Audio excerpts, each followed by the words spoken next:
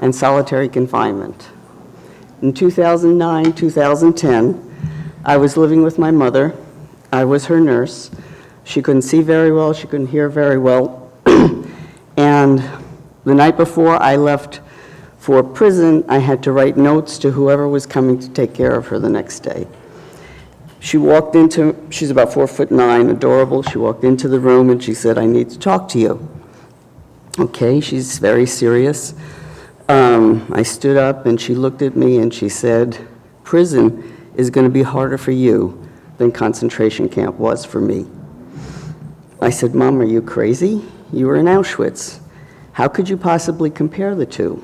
She said, "I was 12 years old. You're 60. And it wasn't until I was in solitary confinement that I remembered the full text of what she said, which is, I was a child. I didn't know what was going on. You're an old woman. You have a lifetime of memories, and you are going to hear and see those memories every day." And she was right. The moment I entered prison, I knew that was no longer in the free world. I was walked in, an officer walked me into a cold and dingy room. I had to strip naked. I had to pee in front of her. And then I was asked to lift my breasts so she could check for contraband. And then I had to bend over and cough so she could check my anus and my vagina, that there was no paraphernalia, no drugs. And at that moment when I was bent over, in that first 10 seconds, I was more humiliated than at any point in my entire life. And I knew that I had to find I had to take all my emotions and all my feelings and never show them for the entire time I was in prison. I had to find a coping zone that didn't exist prior to that first day in prison. And while prison was a nightmare, coming home was worse. I was put on a Greyhound bus, given $30, and sent back to New York. I arrived at Port Authority. I grew up in New York. Port Authority was a place I had been in a million times. But on this trip to Port Authority, I just started sobbing. I was alone. No one came to meet me. My mom was in no condition. I was homeless and penniless for 16 months. I understood poverty for the first time when I had to make a choice of whether to eat a 30-cent bagel or a $1 piece of pizza. I am one of the 700,000 people that come home every year, and there is at least 20,000 that come through New York and the surrounding areas.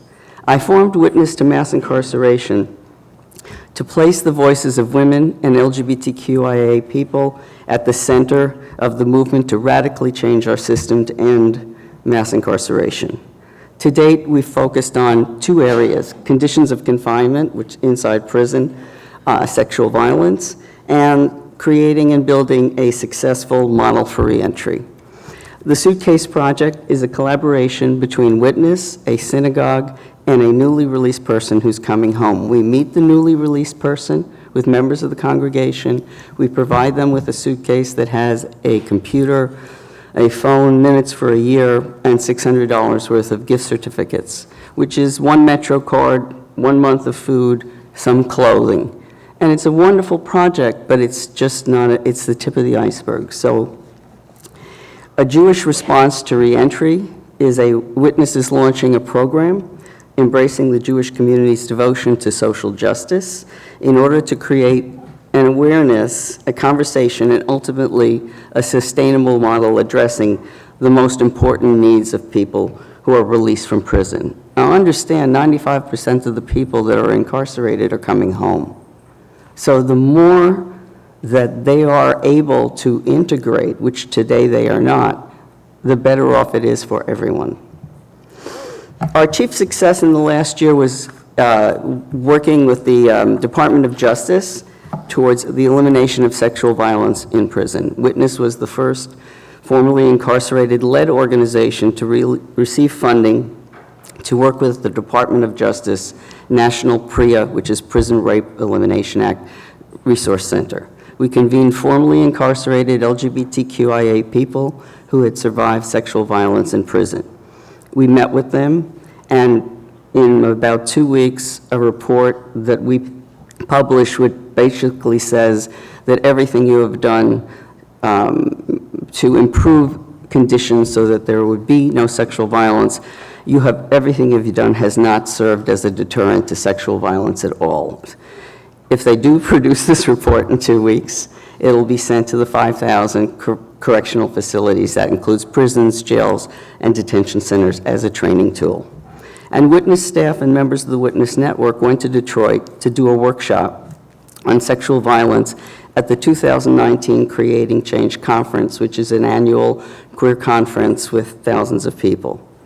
This was some of the members of the Witness Network had never been in a plane. Most had never had a piece of luggage. So the experience was so empowering for them and for the audience who sat silently listening to the trauma each of them experienced. There is no Me Too movement in correctional facilities. There is sexual violence in every facility across this country. Conditions will only improve when you, the public, become aware and of the heightened problem and work alongside formerly incarcerated-led organizations to demand the safety and dignity of everyone who is caged. Thank you very much.